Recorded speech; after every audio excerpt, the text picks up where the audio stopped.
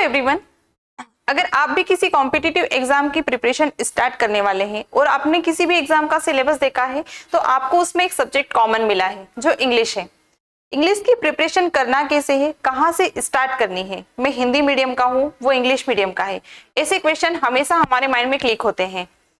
Hindi medium का बच्चा हो चाहे इंग्लिश मीडियम का बच्चा हो, पढ़ी आपने इंग्लिश सिर्फ स्कूल में ही है। स्कूल में जो आपका सिलेबस होता है, जो ग्रामर पढ़ाई जाती है और जो कॉम्पिटिटिव एग्जाम में आकर आप ग्रामर पढ़ते हो, दोनों में बहुत बड़ा डिफरेंस होता है। तो यहाँ पर जब आप कॉम्पिटिटिव की दुनिया में आते हो तो यहाँ पर हिंदी मीडियम और इंग्लिश मीडियम से कोई फर्क नहीं पड़ता। हर कोई यहाँ पर पढ़ना स्टार्ट नए सिरे से ही करता है। आप हिंदी मीडियम के बच्चे हो तब भी आप फर्स्ट टाइम इंग्लिश जो ग्रामर की है, कॉम्पिटिटिव एग्जाम के लिए जो ग्रामर है वो पढ़ रहे हो। इंग्लिश मीडियम वाला बच्चा भी वही चीजें पहली बार पढ़ रहा है। तो यहाँ पर कोई फर्क नहीं पड़ता है, डजंट मैटर आप हिंदी मीडियम स्टूडेंट हो आप इंग्लिश मीडियम स्टूडेंट हो। आजकल जो इंग्लिश का लेवल है वो हर एग्जाम के लिए किसी में कम किसी में ज्यादा, लेकिन जो इंग्लिश सब्जेक्ट है वो है हर एग्जाम में, हर एग्जाम के सिलेबस का पार्ट है। जैसे अगर आप एसएससी की प्रिपरेशन कर रहे हो बहुत अच्छे लेवल पर इंग्लिश पूछी जाती है, आप बैंकिंग की कर रहे हो बहुत अच्छे लेवल पर इंग्लिश पूछी जाती है, आप एमपीएसआई की प्रिपरेशन कर रहे हो थोड़ा सा लेवल कम हो जाता है ना। तो इसी तरीके से आप किसी भी गवर्नमेंट एग्जाम के लिए प्रिपेयर हो, किसी भी कॉम्पिटिटिव एग्जाम के लिए प्रिपेयर हो, जैसे एसएससी हुआ, आपका सीजीएल हुआ, या फिर आपका टीचर्स ट्रेनिंग का एग्जाम है, आप बैंकिंग की प्रिपरेशन कर रहे हो, आप किसी भी एनडीए की प्रिपरेशन कर रहे हो, आप किसी भी चीज की प्रिपरेशन कर रहे हो, जो इंग्लिश सब्जेक्ट है वो हर सिलेबस का पार्ट बन गया है और बहुत ही ज्यादा जरूरी होता है। अच्छा स्कोर कर सकते हो एक अच्छे गाइडेंस के साथ में। इंग्लिश कैसे पढ़ना है, कहां से शुरुआत करनी होती है पढ़ने की, ये सारी चीजें आज हम इस वीडियो में देखेंगे। अगर आप बिगनर हो, आपने कभी इंग्लिश नहीं पढ़ी है, या फिर आप हिंदी मीडियम स्टूडेंट हो, या बहुत ज्यादा गैप हो गया है, बहुत टाइम से इंग्लिश को छोड़ा है, पढ़ा नहीं है, उसका रीजन कुछ भी हो सकता है, पहले से किसी जॉब में हो अब वापस प्रिपरेशन के लिए स्टार्ट कर रहे हो, या फिर और भी कोई रीजन जिसकी वजह से आप काफी टाइम से इंग्लिश नहीं पढ़ पा रहे हो लेकिन अब पढ़ने का सोच रहे हो। तो इन सारे रीजंस के लिए आपको इस वीडियो में मैं बताऊंगी कि आपको इंग्लिश पढ़ना स्टार्ट कहाँ से करनी है, क्या क्या पढ़ना होता है, एक आइडियल सिलेबस जो होता है जो हर एग्जाम के पैटर्न को फॉलो करता है, वो सारी चीजें हम इस वीडियो में देखेंगे, है ना। अगर आप देखोगे इंग्लिश का सबसे बड़ा पार्ट होता है ग्रामर और वोकेब। ग्रामर और वोकेब अगर आपका अच्छा है, स्ट्रांगली आपने इसको पढ़ा है, इसके सारे कॉन्सेप्ट को फॉलो किया है, आपको रूल्स बहुत अच्छे से आते हैं, तो आप किसी भी एग्जाम में उसे अच्छे से सॉल्व कर सकते हो, उसका एरर फाइंड आउट कर सकते हो, है ना। जैसे एक कॉमन नॉर्मली सिलेबस होता है पार्ट्स ऑफ स्पीच का। पार्ट्स ऑफ स्पीच एक ऐसा इंग्लिश का पार्ट है जो हर एग्जाम के लिए कॉमन है ना। आप टीचर्स ट्रेनिंग की एग्जाम दो, आप एसएससी की दो, आप एनडीए की दो, आप किसी भी चीज की एग्जाम दो, अगर आपके सिलेबस में इंग्लिश सब्जेक्ट है तो डेफिनेटली पार्ट्स ऑफ स्पीच है ही है, क्योंकि उसके अलावा इंग्लिश कुछ है भी नहीं। हमें ग्रामर पढ़नी होती है, वोकेब पढ़नी होती है और रीडिंग कॉम्प्रिहेंशन पढ़ना होता है। अगर आपने इस तीन पार्ट पर अच्छे से कमांड कर ली है, ये तीन पार्ट को आप बहुत अच्छे से समझते हैं, आप इनके सारे क्वेश्चंस को सॉल्व कर लेते हैं, एरर यहाँ पर आप फाइंड आउट कर पाते हैं, तो आपके बहुत ज्यादा चांसेस बढ़ जाते हैं किसी भी ऑब्जेक्टिव बेस्ड एग्जाम को पास करने के लिए। अगर आप किसी डिस्क्रिप्टिव एग्जाम के लिए प्रिपेयर हो रहे हो तो आपको इसका लेवल थोड़ा सा और बढ़ाकर पढ़ना पड़ेगा, क्योंकि ऑब्जेक्टिव में सिर्फ सही आंसर को टिक करना है, कोई दिमाग नहीं लगाना है। इंग्लिश कोई रॉकेट साइंस नहीं है कि ये सॉल्व होगा ही नहीं होगा, एक सब्जेक्ट है। अगर आप इस पे बहुत अच्छा टाइम दोगे, बहुत अच्छे से इसकी प्रिपरेशन करोगे, अपनी अंडरस्टैंडिंग इसके लिए बढ़ाओगे, तो इजीली आप इसे सॉल्व कर पाओगे। बहुत बड़ा कोई ऐसा मिशन पे नहीं जा रहे हो, बहुत बड़ा कुछ नहीं कर रहे हो कि हमें जैसे आप नॉर्मली सारे सब्जेक्ट पढ़ते हो वैसे इंग्लिश पढ़ना होता है, लेकिन इंग्लिश में प्रॉब्लम आपको इसलिए आती है क्योंकि हमारी ऑन लैंग्वेज नहीं है, हम उससे इतना फेमिलियर नहीं हो पाए हैं, इतने अच्छे से फ्रेंडशिप हुई नहीं है अभी इसके साथ में। तो आपको ग्रामर पढ़ना होती है, वोकेब पढ़ना होती है, आपको रीडिंग कॉम्प्रिहेंशन पढ़ना होता है। ये पार्ट अगर आपका स्ट्रॉन्ग है तो आप ऑब्जेक्टिव बेस्ड एग्जाम निकाल सकते हो। आपको अगर डिस्क्रिप्टिव एग्जाम कर रहे हो तो उसके लिए और अच्छे लेवल पर प्रिपरेशन करनी होती है, क्योंकि जो भी आपकी कॉपी चेक कर रहा है उसकी मेंटेलिटी पर डिपेंड करता है कि आपका आंसर उसे पसंद आ रहा है या नहीं आ रहा है। लेकिन ऑब्जेक्टिव बेस्ड एग्जाम में 4 ऑप्शन है जिसमें से एक हमें सही टिक करना होता है, तो आप किसी भी एग्जाम को निकाल सकते हो अगर आपने अच्छा टाइम दिया है इस सब्जेक्ट को पढ़ने के लिए। तो चलिए मैं आपको बताती हूं कि हमें किस किस तरीके के चीजें पढ़नी होती है, कौन कौन से क्वेश्चंस इसमें आते हैं, नॉर्मल पैटर्न क्या होता है ना। एक पैटर्न होता है जो सभी कॉम्पिटिटिव एग्जाम के लिए, सभी ऐसी कॉम्पिटिटिव एग्जाम जो ऑब्जेक्टिव बेस हो रही है ना, जिसमें आपको सिर्फ ऑब्जेक्टिव टिक करना होता है, उन सभी के लिए ये पैटर्न आपको फॉलो करना है, ये पैटर्न आपको काम में आएगा। जैसे सबसे पहले होता है डिटेक्टिंग एरर्स। आपको एक टॉपिक उठाना है, उसको बहुत अच्छे से पढ़ना है, उसमें एरर फाइंड आउट करनी है। हर टॉपिक के 100 क्वेश्चन आपको सॉल्व करना होता है, ठीक है। बहुत सारे क्वेश्चन भी सॉल्व ना करें, एक टॉपिक के लिए सफिशिएंट होता है। हमें प्रॉब्लम वहां आती है जब हम सारे टॉपिक एक साथ में लेते हैं और पढ़ते जाते हैं, तो वो सब्जेक्ट हमें उस टाइम पर बोझ लगने लगता है, पता ही नहीं चलता है क्या पढ़ रहे हैं, कहाँ से छूटा है, क्या पढ़े क्या ना पढ़े, और सारे रूल्स में उलझ कर रह जाते हैं, रूल्स भूल जाते हैं। तो ये सिर्फ आपके साथ नहीं होता है कि आप रूल्स को भूल रहे हो, है ना, नॉर्मली ये प्रॉब्लम सबकी होती है। आपने एक बार पढ़ा, 2 बार पढ़ा, 3 बार पढ़ा। जैसे आज मैंने आपको टेंस पढ़ाया है, मैंने टेंस के सारे रूल्स आपको बता दिए हैं कि यहाँ पर ये चीज यूज होगी, यहाँ पर इस स्ट्रक्चर को आपको यूज करना है, इस तरीके से इसका फॉर्मूला बनेगा, इस तरीके से हम सब्जेक्ट के साथ वर्ब का यूज करेंगे। आज हमने टेंस पढ़ लिया है, 8 दिन तक पढ़ लिया है। 8 दिन तक अगर आप टेंस का कोई भी क्वेश्चन सॉल्व करोगे तो आप उसे इजीली सॉल्व कर पाओगे। अब इसके बाद मैंने आपको 4 टॉपिक और पढ़ा दिए। हमने वर्ब पढ़ लिया, हमने मोडल्स पढ़ लिए, हमने टेक पढ़ लिए, है ना, हमने वॉइस पढ़ लिया, नरेशन पढ़ लिया। इतने टॉपिक हो गए। अब आप टेंस पूरी तरीके से आपके माइंड से गायब हो गया है। अब आपको लास्ट वाला टॉपिक अच्छे से, हमने लास्ट में वॉइस पढ़ा है, आपको वॉइस बहुत अच्छे से आता है, अब आपको टेंस नहीं आता। तो ये प्रॉब्लम सबके साथ होती है। इसका सिर्फ एक ही सॉल्यूशन है कि आप रिवीजन ना छोड़े। जितना आप रिवीजन करोगे, जितना आप क्वेश्चन को लगाओगे, है ना, उससे उतनी ही ज्यादा आपकी अंडरस्टैंडिंग बढ़ेगी, लैंग्वेज को लेकर अंडरस्टैंडिंग बढ़ेगी, क्वेश्चंस को सॉल्व करने को लेकर। जब आप पार्ट्स ऑफ स्पीच पहचानने लग जाओगे सेंटेंसेस के, तो आप उसे अच्छे से सॉल्व कर पाओगे। आप फाइंड आउट कर पाओगे कि किस क्वेश्चन में एरर कहां से पूछी गई है और क्या एरर है, आंसर क्या होगा। ये कब होगा? जब आप बार बार एक ही चीज को रिवाइज करोगे। बोर नहीं होना है। आप जब बोर होने लगोगे तो पढ़ना छोड़ दोगे, पढ़ना छोड़ोगे तो वो सब्जेक्ट वहीं धरा का धरा रह जाएगा। तो आपको क्या करना है? बोर नहीं होना है, बस आपको प्रैक्टिस करनी है। Keep practising. जितना प्रैक्टिस आप करोगे, बस प्रैक्टिस करते रहो, जितना प्रैक्टिस करोगे उतनी एक्यूरेसी आती जाएगी। एरर्स आती है, फिल इन द ब्लैंक्स आते हैं, है ना। Fill in the blanks that means आपको एक सेंटेंस दिया है, उसमें ब्लैंक है, अब बताओ 4 ऑप्शन में से कौन सा वहां पर सुटेबल है। ये भी आता है। सेंटेंस अरेंजमेंट आता है, पजल सेंटेंस जिसे हम पहले कहते हैं, आजकल आप लोग उसे PQRS कहते हो, है ना। तो PQRS भी आते हैं, जिसमें आपको बताना पड़ता है कि इस सेंटेंस का फर्स्ट लाइन क्या होगा, सेकेंड क्या होगा, थर्ड क्या होगा और फोर्थ क्या होगा, है ना। सेंटेंस डिसअरेंजमेंट आता है, उसे हमें सही जमाना होता है, क्रम में आपको उसे जमाना होता है, उसे आप क्या कहोगे? सेंटेंस अरेंजमेंट कहोगे। रीडिंग कॉम्प्रिहेंसिव आते हैं, है ना, बहुत अच्छा टॉपिक है, बहुत अच्छे लेवल पर पूछा जाता है और बहुत इंपॉर्टेंट पार्ट है ये। क्लोज टेस्ट आते हैं, एक पैराग्राफ आएगा, एक पैसेज आएगा, उसमें बीच बीच में ब्लैंक रहेंगे। अब आपको बताना है कि उस ब्लैंक के लिए कौन सा सुटेबल वर्ड होगा जो वहां जाके फिट होगा, सेंटेंस को कंप्लीट करेगा। तो ये आपको कब पता चलेगा? जब आपके पास वोकैब का अच्छा कलेक्शन होगा। आपके पास आपको बहुत सारे सिनोनिम्स आते हैं, बहुत सारे एंटोनिम आते हैं, बहुत सारे होमोनिम्स आते हैं, तो आप क्या कर पाओगे? बहुत अच्छे से क्लोज टेस्ट को कंप्लीट कर पाओगे। क्लोज टेस्ट कोई अलग से पढ़ने वाला टॉपिक नहीं है, लेकिन आपकी अंडरस्टैंडिंग जब बढ़ जाएगी लैंग्वेज को लेकर, आप उसे इजीली सॉल्व करोगे, वरना अलग से पढ़ना ही पड़ेगा, ठीक है। फिर होते हैं one word substitution. One word, एक शब्द में उत्तर देना है। वन वर्ड भी आपको लर्न करने पड़ते हैं, इसकी भी आपको प्रैक्टिस करना पड़ती है। इडियम फ्रेजेस होते हैं, ये भी पूछे जाते हैं, इसकी भी आपको बहुत अच्छे से प्रैक्टिस करना पड़ेगी कि मैं कैसे पढ़ूं, कहां से पढ़ूं, क्या पढ़ूं। ये बहुत सारे क्वेश्चंस होते हैं जिसके आंसर किसी के पास नहीं होते, बस सब लोग इसके क्वेश्चंस को ले लेकर ही घूम रहे हैं, आंसर किसी के पास नहीं है, ठीक है। जैसे अगर मैं कहूं कि आपको एक बुक उठानी है, उस बुक में से एक टॉपिक को पढ़ना स्टार्ट करें, तब तक पढ़े जब तक कि आपको उसका each and every concept clear ना हो जाए। हर कॉन्सेप्ट आपको, जैसे आपने एक टॉपिक पढ़ा, टेंस पढ़ा, टेंस को 1 बार पढ़ो, 2 बार पढ़ो, 3 बार पढ़ो, कब तक समझ में नहीं आएगा? कभी तो आएगा। ऐसी कोई चीज नहीं होती जो कभी समझ में ना आए। जितना आप उसको टाइम दोगे उतना आपकी अंडरस्टैंडिंग उसके लिए बढ़ जाएगी, आपको समझ में आ जाएगा, सारे कॉन्सेप्ट आपके क्लियर हो जाएंगे, और जब आप एग्जाम में बैठोगे तो आपके लिए वो क्वेश्चन न्यू नहीं होंगे। तो ध्यान रखें, किसी भी टॉपिक को एक बार पढ़ा, समझ में नहीं आया तो छोड़ना नहीं है, है ना। इतनी आसान लैंग्वेज नहीं है कि आप इतना इजीली उसे सीख जाओ, बहुत सारे वेरिएशन है उसमें।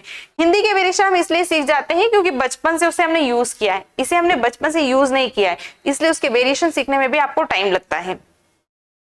तो one word substitution, idiom phrases आती है, स्पेलिंग मिस्टेक्स आती है, ठीक है। एक मिसस्पेलिंग है, जो मिस्टेक है उसमें कि कौन गलत दी हुई है उसे आपको करेक्ट करना होता है। तो ये भी आपको बार बार जब आप रीडिंग करते हो, सबसे अच्छा तरीका होता है आप न्यूज़पेपर पढ़ना स्टार्ट करें, उससे आपकी रीडिंग बढ़ेगी। आप बार बार स्पेलिंग्स को देखोगे, है ना, तो आपको समझ में आएगा कि हाँ ये स्पेलिंग सही है, कहीं ना कहीं माइंड में आपके क्लिक होगी। तो एक न्यूज़पेपर का एक पेज आप डेली पढ़े, वहां से आपको क्या क्या होगा, आपको सिनोनिम्स मिल जाएंगे, वोकेब बहुत सारी आपको मिल जाएगी, है ना, आपको एंटोनिम्स मिल जाएंगे, आपको वन वर्ड्स मिल जाएंगे, सारी चीजें न्यूज़पेपर से आपको, आपका जो ये वाला पार्ट है ना जिसमें वन वर्ड आते हैं, इडियम्स आती है, फ्रेजेस आती है, या फिर आप एंटोनिम आते हैं, सिनोनिम आते हैं, होमोनिम्स आते हैं, ये सारा पार्ट आपका न्यूज़पेपर से कंप्लीट हो जाएगा। इसके लिए आपको कोई अलग से बुक पढ़ने की जरूरत नहीं पड़ेगी, आप उसे रीडिंग करना स्टार्ट करें, जहां पर जो वर्ड समझ में नहीं आ रहा है उसका मीनिंग एक नोटबुक में नोट करते जाए। कुछ दिनों में आपके पास आपके लाइव वोकेब का बहुत अच्छा कलेक्शन होगा और आपको बहुत सारे वर्ड लर्न होंगे। मैं ये नहीं बोलती हूँ कि एक बुक उठाओ, एक पेज नंबर से लगाकर 100 पेज नंबर तक सारी वोकेब आपने रट्टा मार ली है। वो रट्टा मारी हुई वोकेब जब एग्जाम में जाओगे तो कुछ भी याद नहीं आने वाला है ना, भूल जाओ उसे। तो आपको वोकेब लर्न करनी है तो न्यूज़पेपर पढ़ो, अपने खुद के नोट्स प्रिपेयर करो।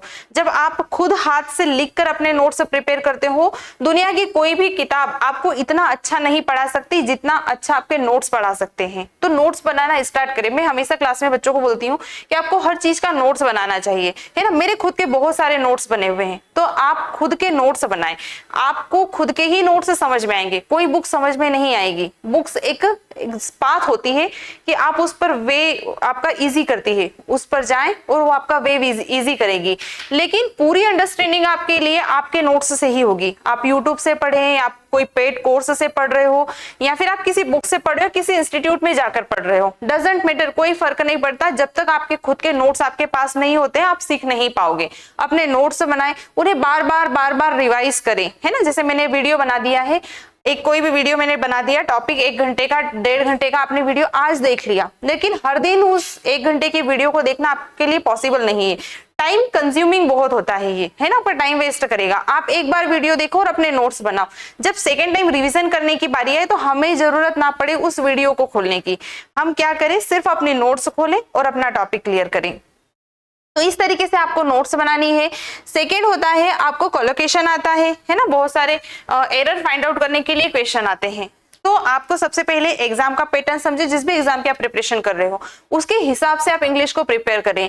ये जो मैंने आपको बताया है अभी तक का, ये ऑल कॉम्पिटिटिव एग्जाम के लिए पैटर्न है। किसी भी कॉम्पिटिशन एग्जाम के लिए आप प्रिपेयर हो रहे हो, है ना, कोई फर्क नहीं पड़ता है कि मैं एसएससी की तैयारी कर रहा हूँ, मैं एसआई की तैयारी कर रहा हूँ, मैं टीचर्स ट्रेनिंग के लिए प्रिपेयर हो रहा हूँ, है ना, या फिर आप किसी भी वो कॉम्पिटिटिव एग्जाम जिसमें इंग्लिश आ रही है उसके लिए प्रिपरेशन कर रहे हो, है ना, एनडीए की कर रहे हो, बैंकिंग की कर रहे हो, कोई फर्क नहीं पड़ता। कोई भी एग्जाम हो, जो पैटर्न एक आइडियल पैटर्न है वो यही एग्जाम का है। सभी में एंटोनिम आएंगे, सभी एग्जाम में सिनोनिम आते हैं, सभी में वन वर्ड आते हैं, सभी में इडियम्स आ रही है, सभी में पार्ट्स ऑफ स्पीच वाली ग्रामर आ रही है, सभी में क्लोज टेस्ट आ रहा है। तो हमें किसी भी पॉइंट को छोड़ना नहीं है, थोड़ा थोड़ा करके सारी चीजें क्लियर करना है।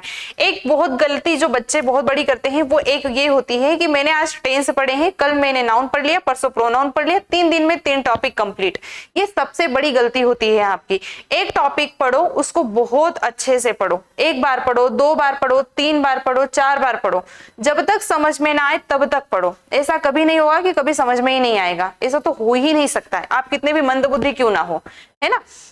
मंदबुद्धि कोई नहीं होता है, हमारी किन्हीं चीजों को लेकर अंडरस्टैंडिंग सिर्फ कम होती है। दिमाग भगवान ने सबको बराबर दिया है, कोई छन्नी लेकर नहीं गया था, है ना, सब कटोरा लेकर गए थे। बस अंडरस्टैंडिंग किसी चीज को लेकर हमारी कभी कभी कम होती है, किसी चीज को लेकर ज्यादा होती है। सुना होगा ना कि लड़कियों की इंग्लिश अच्छी होती है, लड़कों की मैथ्स अच्छी होती है, ऐसा कुछ नहीं है, है ना। वो एक पैटर्न फिक्स कर दिया है और उसी हिसाब से हम चलते जा रहे हैं। तो आपको क्या करना है, ये सारी चीजें फॉलो करनी है।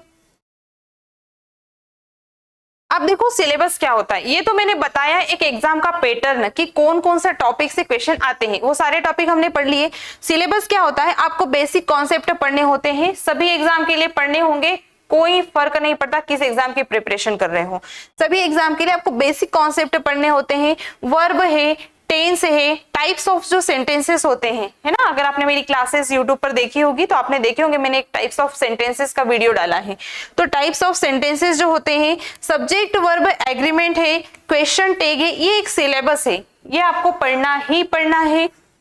मॉडल आपको पढ़ना पड़ेगा, प्रोवर्ब्स आपको पढ़ना पड़ेगा, ठीक है, लीगल टर्म्स आपको पढ़ना होते हैं, स्पेलिंग्स आपको पढ़ना होती है। आजकल सब्जेक्ट वर्ब एग्रीमेंट को बच्चे सिंटेक्स कहते हैं, ठीक है, इस टॉपिक को आप सिंटेक्स के नाम से भी जान सकते हो।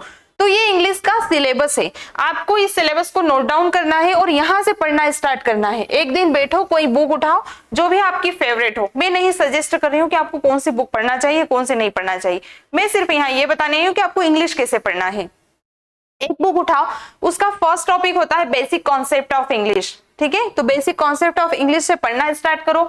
यहाँ पर देखो मैंने भी यूट्यूब पर वीडियो डाला है बेसिक कॉन्सेप्ट ऑफ इंग्लिश का, आप वहां से भी इस वीडियो को देख सकते हो। तो बेसिक कॉन्सेप्ट से पढ़ना स्टार्ट करो, सारी चीजें क्लियर करो। यहाँ पर आपको ये सारा टॉपिक जो मैंने बाद में दिया है ये थोड़ा थोड़ा थोड़ा थोड़ा पढ़ने के लिए मिल जाएगा। फिर आप वर्ब उठाओ, वर्ब को पढ़ना स्टार्ट करो। टेंस उठाओ, टेंस को पढ़ना स्टार्ट करो। इन्हें पढ़ने के साथ साथ ही आपको क्या करना है, इनके क्वेश्चंस भी लगाते जाना है। जब आप प्रीवियस ईयर के क्वेश्चन पेपर सॉल्व करते हैं तो आपको समझ में आता है कि अभी तक आपने जो पढ़ा है वो आपको समझ में आया है नहीं आया है, आप क्वेश्चन सॉल्व कर पा रहे हो या नहीं कर पा रहे हो। तो इन्हें पढ़ने के बाद में सबसे अच्छा तरीका होता है प्रीवियस ईयर क्वेश्चन पेपर लो, गूगल पर मिल जाएंगे, जहां से भी आपको मिल जाए पेपर वहां से ले लो। पुरानी बुक्स भी मिलती है जिसमें प्रीवियस ईयर के बहुत सारे क्वेश्चन पेपर आते हैं, बहुत सारे उसमें क्वेश्चन होते हैं। आप 100 क्वेश्चन एक टॉपिक के सॉल्व करो, उन 100 क्वेश्चंस में आपके सारे कॉन्सेप्ट क्लियर होंगे। आप एक रूल वाइज इंग्लिश को पढ़ना स्टार्ट करो, है ना, कि मैंने वर्ब पढ़ा है या फिर मैंने टेंस पढ़ना स्टार्ट किया है तो पहले मैं टेंस का डेफिनेशन देखूंगा, फिर उसके टाइप्स देखूंगा, फिर उसके टाइप्स का एक्सप्लेनेशन देखूंगा, उसके बाद में मैं देखूंगा कि कौन कौन से रूल यहाँ पर आते हैं, किस टेंस का आइडेंटिफिकेशन क्या होता है, उसको कैसे यूज करते हैं, है ना, कहां पर एक्सेप्शंस आ रहे हैं, ये सारी चीजें ईच एंड एवरी कॉर्नर हमें वहां पर क्या करना है, कवर अप करना है। तो ये सारी चीजें आपको वहां से कवर अप हो जाएगी, ये सारी चीजें आपको वहां से कवर अप हो जाएगी। न्यूज़पेपर पढ़ना स्टार्ट करें, कोई एक अच्छी सी बुक ले, एक करके टॉपिक पढ़ना स्टार्ट करें, उस बुक के भरोसे ना रहें, अपने नोट्स खुद बनाएं, जो आपको समझ में आ रहा है ना, अपने इजी लैंग्वेज में लिखे, क्योंकि इजी लैंग्वेज में लिखने से ये होगा कि आपको जब रिवीजन करना होगा तो आपको कोई वीडियो देखने की जरूरत नहीं पड़ेगी, कोई बुक उठाकर पढ़ने की जरूरत नहीं पड़ेगी, आपको सिर्फ अपनी नोट्स उठाना है और रिवाइज करना है चीजों को। जितना हो सके उतनी प्रैक्टिस करें, जितना हो सके उतने लास्ट ईयर के क्वेश्चन पेपर्स को सॉल्व करें और इस सिलेबस को कंप्लीट करें। आया समझ में? ये आपको इस तरीके से जब आप रणनीति बनाएंगे, आप पढ़ना स्टार्ट करेंगे तो आपके लिए ये सब्जेक्ट पर बहुत अच्छी कमांड हो जाएगी।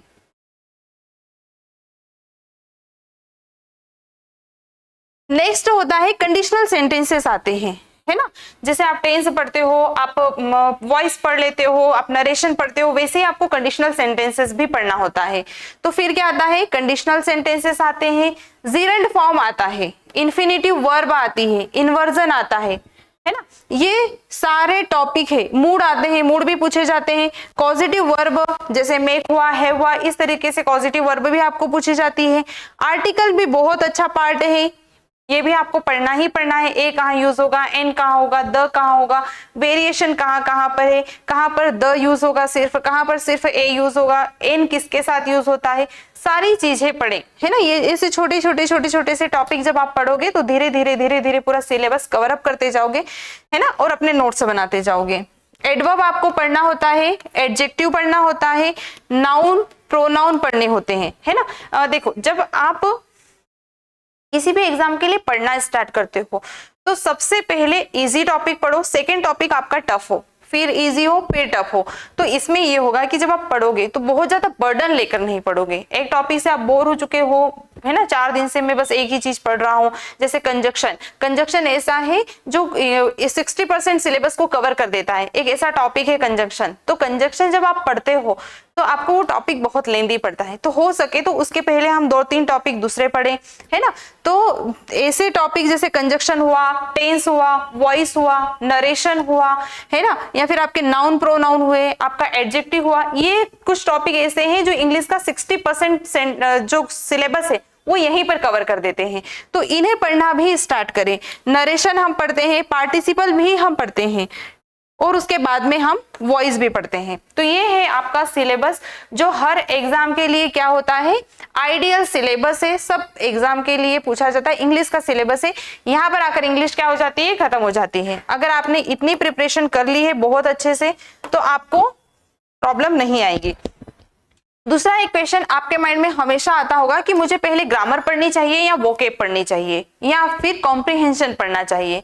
3 चीजें हमारे माइंड में हमेशा आती है। मैं हमेशा लेकर चलती हूँ कि आप जब भी पढ़ें तो स्टार्टिंग आपको करनी है ग्रामर से, ग्रामर प्लस वोकेब पढ़ना स्टार्ट करें। जब आप ग्रामर प्लस वोकेब पढ़ोगे तो किसी भी एग्जाम के लिए आप यहाँ पर 70% प्रिपरेशन कर चुके हो। पूरा ग्रामर इसमें आ गया और पूरी वोकेब। अब वोकेब में क्या क्या आता है, synonym, antonym, idioms, phrases, one word, ये सारी चीजें आपका वोकेब का पार्ट हो जाएगी, है ना। इसके बाद में जो मैंने अभी पीछे सिलेबस लिखवाया है वो पूरा ग्रामर का पार्ट हो जाएगा। तो अगर आप वोकेब प्लस ग्रामर एक साथ पढ़ते हैं, ये दोनों चीजें आपको एक साथ पढ़नी है। 2 नोटबुक बनाइए, एक में वोकेब का सारा पोर्शन लिखा हुआ होना चाहिए, दूसरी नोटबुक में ग्रामर का, या फिर एक मोटी बुक बनाए और उसको पार्ट करके आधे पार्ट में आपको one word, idiom, phrases, synonym, antonym, homonyms ये सारे लिखने हैं। दूसरे पार्ट में हम लिखना स्टार्ट करेंगे ग्रामर, ठीक है।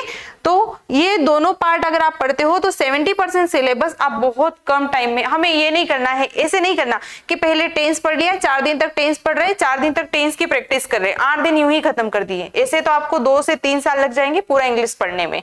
ये नहीं करो। जब आप किसी भी टॉपिक को इंडिविजुअल पढ़ने की सोचते हो या उसे अलग अलग पढ़ना स्टार्ट करते हो तो बहुत टाइम कंज्यूमिंग होता है। वो टाइम बचाकर स्मार्टली पढ़ना है, बहुत जल्दी बहुत अच्छे तरीके से सिलेबस को ढंग से कवर करना है। तो आपको क्या करना पड़ेगा, एक अच्छे से पहले प्लानिंग करनी पड़ेगी, उसके बाद में पढ़ना स्टार्ट करें। तो क्या करोगे, एक नोटबुक लो, उसमें सबसे पहले अपना सिलेबस लिखो, बेसिक्स ऑफ इंग्लिश पहले लिखना है, टेंस लिखो, है ना। इस तरीके से आप अपने हिसाब से अपना प्लान करोगे, आप क्या पढ़ना चाहते हो पहले, उसके हिसाब से फर्स्ट पेज पर सिलेबस लिखो, उस सिलेबस के अकॉर्डिंग पीछे नोट्स बनाते जाओ। एक बुक लाओ, उसमें हेडिंग डालो, बेसिक ऑफ कॉन्सेप्ट, उसका डेफिनेशन लिखो, उसके कौन कौन से इंपॉर्टेंट पॉइंट आपको समझ में आ रहे हैं, इस तरीके से नोट्स बनाते जाओ। उसके बाद में उस टॉपिक को टिक कर दो कि ये मेरा कंप्लीट हो गया, अब मुझे इसमें कोई प्रॉब्लम नहीं। नेक्स्ट पेज, सेकेंड टॉपिक लो, सेकेंड टॉपिक का नाम लिखो, उसे पढ़ते जाओ, उसके सारे कॉन्सेप्ट, सारे रूल्स लिखो, सारे वेरिएशन लिखो, हर एक कॉर्नर उसका कवर करो। वो कंप्लीट हो गया। फिर थर्ड, इस तरीके से आप अपना नोट्स बनाओ। प्लस में जब आपका एक टॉपिक कंप्लीट होता है तो आपको इधर भी कुछ वोकेब लेकर चलनी है कि मेरे इतने सिनोनिम एंटोनिम हो गए हैं, मेरे इतने वन वर्ड्स मैंने याद कर लिए हैं, है ना। आपको लर्न करनी पड़ेगी ये चीजें, आपको सिनोनिम, एंटोनिम, वन वर्ड्स ये सारी चीजें क्या करना पड़ेगा, याद करना पड़ेगा। तो ये आप करते जाओगे तो आप बहुत जल्दी ही इंग्लिश का सिलेबस कवर कर लोगे। अगर ऐसा नहीं किया तो सालों लग जाएंगे, है ना। जल्दी गवर्नमेंट जॉब चाहिए तो स्मार्टली आपको पढ़ना होगा।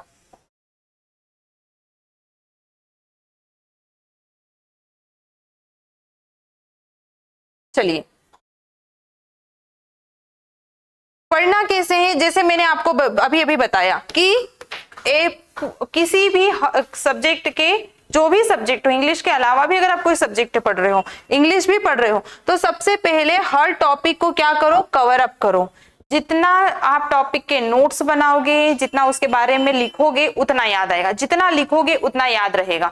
तो हर रूल को लिखना स्टार्ट करो। रूल नंबर फर्स्ट, रेड का पेन लिया, रूल नंबर फर्स्ट ब्लू से उसका रूल लिखा, ब्लैक से एग्जाम्पल लिख दिए। इस तरीके से नोट्स को अपने डिजाइन करके बनाओ ताकि वो अट्रैक्टिव लगे, आपके पढ़ने का मन हो। जब चीजें अच्छी होती है, जैसे घर अगर अस्त व्यस्त पड़ा हो ना तो हम भी अस्त व्यस्त ही रहते हैं, आलस सी आती रहती है दिन भर, लेजीनेस दिन भर रहता है। रूम अगर साफ होता है, घर अगर साफ होता है तो पॉजिटिव वाइब्स आती है। वैसे ही अपनी नोट्स को भी बहुत अच्छे से बनाओ। अगर आपका नोट्स क्लियर होगा, अच्छी राइटिंग में लिखा हुआ होगा, अलग अलग सारी चीजें लिखी होगी, तो आपको पढ़ने में और रिवीजन करने में वो हेल्प करेगा। ठीक है, एरर सॉल्व करो। जो भी टॉपिक पढ़ लिया, जैसे आज मैंने टेंस को पढ़ लिया है, अब टेंस खत्म हो गया आज मेरा, अब मेरा टारगेट होना चाहिए कि बिना चीटिंग किए 100 क्वेश्चंस में इसके सॉल्व करूंगा। आप 100 क्वेश्चन सॉल्व करो, उसके बाद में आप देखो कि आप कितने उसमें से सही कर पा रहे हो। जो गलत है उसको फाइंड आउट करो कि क्या गलतियां हुई है। इस तरीके से आप सारे रूल याद कर पाओगे। जब हम रूल याद करने के लिए बैठते हैं ना, जब रूल आप पढ़ते हो तो हमें सब कुछ होच पोच हो जाता है। बच्चों के साथ सबसे बड़ी प्रॉब्लम पता है क्या होती है कि आज मैंने टेंस पढ़ लिया है, मुझे ये रूल समझ में नहीं आया है, तो मैंने उसको वहीं छोड़ दिया है। जब एग्जाम देने गया तो वहीं से क्वेश्चन आ गया है ना। पूरा पढ़ लो और एक लाइन छोड़ के जाओ, वो एक लाइन एग्जाम में आती है, ये फैक्ट है। तो आप जब 100 क्वेश्चन सॉल्व करोगे तो वो जो पीछे आपने रूल पढ़े हैं वो आपको सारे रिवाइज होंगे। आगे समझ में, जैसे टेंस पढ़े हैं, अब टेंस पढ़ के मैं भूल गई हूँ, हो गए 2 दिन, अब आज से मैंने उसका क्वेश्चन पेपर स्टार्ट किया है सॉल्व करना। अब वहां पर जब आप क्वेश्चन पेपर सॉल्व करोगे तो जो पीछे रूल लिखे हुए हैं वो सारे यहाँ पर वापस रिवाइज होंगे। तो कोई भी टॉपिक पढ़ो और उसके 100 क्वेश्चन एटलीस्ट सॉल्व करो। ऐसा कहते हैं कि 500 क्वेश्चन तो लगाने चाहिए, 500 तो होना ही चाहिए, पर अगर आप 100 भी लगा लेते हो तो दैट इज इनफ, कोई प्रॉब्लम नहीं आएगी। अब जब 4 टॉपिक 5 टॉपिक आपके कंप्लीट हो जाए, उसके बाद में, जैसे आज मैंने टेंस पढ़ा है, अब मैं अगर कल टेंस की एरर लगाती हूँ तो मुझे सब कुछ समझ में आएगा और मैं उसे अच्छे से सॉल्व कर पाऊंगी। लेकिन अब मैंने टेंस के बाद नाउन पढ़ लिया, नाउन की एरर लगा ली, नाउन की भी मुझे आ गई क्योंकि मैंने एक दिन पहले ही नाउन पढ़ा था। फिर मैंने प्रोनाउन पढ़ा, प्रोनाउन भी मुझे बहुत अच्छे से समझ में आ गया है, अब उसकी एरर लगाई है तो वो भी हो गई मुझसे सॉल्व क्योंकि एक दिन पहले पढ़ा था। आप प्रोनाउन पढ़ने के बाद अगर टेंस की एरर लगाओगे ना तो सारी गायब हो जाएगी। तो हमें क्या करना है कि पहले कोई भी टॉपिक पढ़ना है, फिर उसके 100 क्वेश्चन लगाना है, फिर सेकेंड टॉपिक पढ़ना है, फिर उसके 100 क्वेश्चन लगाना है। ऐसे जब आपके 5 टॉपिक कंप्लीट हो जाए तो अब हमें आना है मिक्स्ड एरर पर। अब आप क्या करोगे, उन 5 टॉपिक के जो आपने पहले पढ़े हैं उन 5 टॉपिक के क्वेश्चंस लगाओगे। अब आपको यहाँ पर होगा कंफ्यूजन, है ना, और इसीलिए हम किसी भी एग्जाम को निकाल नहीं पाते हैं क्योंकि आपको एग्जाम में टॉपिक वाइज एरर नहीं आती है, मिक्स्ड एरर आती है और मिक्स्ड एरर कंफ्यूजन क्रिएट करती है। जब आप 5-5 टॉपिक पढ़ोगे, 5-5 टॉपिक के आप एरर लगाओगे तो आपको कंफ्यूजन क्रिएट होगा और कंफ्यूजन क्रिएट होगा तो फिर से आप अपने नोट्स उठाओगे और उन्हें छानना स्टार्ट करोगे। अब क्या हुआ, आपने टॉपिक भी पढ़ लिया, आपने उसका एरर फाइंड आउट भी कर लिया, आपने मिक्स्ड एरर भी लगा लिया, अब कंफ्यूजन क्रिएट हुआ तो आपने एक बार फिर से पढ़ना स्टार्ट करा, रिवीजन भी हो गया। ठीक है, सारी चीजें यहाँ पर हो गई है। तो आप जब इस तरीके से इसे प्रिपेयर करोगे तो आपको बहुत ही जल्द इसका रिजल्ट मिलेगा, बहुत अच्छे से आप उसे कर पाओगे और बहुत जल्दी आपका सिलेबस कंप्लीट होगा और आप एक गवर्नमेंट जॉब ले लोगे। अदरवाइज 2 साल 3 साल एक ही सब्जेक्ट को अगर दोगे तो बूढ़े ही हो जाओगे, एग्जाम ओवर एज हो जाओगे किसी भी एग्जाम को देने के लिए, है ना। तो क्या करना है, जिस तरीके से मैंने आपको बताया है कि इस तरीके से पढ़ना स्टार्ट करो, आज से ही स्टार्ट करो। आज आप बस आप देख लो कि शीतल मैम के नाम से 1 घंटा हमें देना है इंग्लिश को, है ना। आज ही पढ़ना स्टार्ट करो, एक बुक उठाओ, उसका एक टॉपिक पढ़ो, उसके नोट्स बनाओ, 2 दिन 3 दिन पढ़ो, जितना टाइम आप ले सकते हो उतना टाइम लो और पढ़ो। लेकिन इसके बाद में ऐसा नहीं कि इधर रील्स स्क्रॉल कर रहे हैं इधर पढ़ रहे हैं, आपको सिर्फ फोकस उसी पे करना है, तभी आप पढ़ पाओगे। 2 दिन लो 3 दिन लो, जब तक समझ में ना आए तब तक पढ़ो। लेकिन जब आप लास्ट की हाँ आज मुझे आ गए, अब आपके सारे पीछे के रूल्स क्लियर होना चाहिए। इस तरीके से पढ़ो, एरर फाइंड आउट करो। जब 5 टॉपिक पढ़ लो तो उसी 5 टॉपिक के मिक्स्ड एरर बनाकर, बहुत सारे क्वेश्चन पेपर आपको गूगल पर मिल जाएंगे, तो उसके मिक्स्ड एरर बनाकर अब सॉल्व करना स्टार्ट करो। अब 5 टॉपिक एक साथ आपके यहाँ पर क्लियर होंगे। इसी तरीके से अगर आप पढ़ोगे तो 4 से 5 महीने में, 2 महीने में, 3 महीने में, जितनी आपकी कैपेसिटी है, जितना आप टाइम दोगे उतने ही जल्दी आप इसे कवर कर लोगे और आपका सिलेबस कंप्लीट होगा। चलिए, थैंक यू।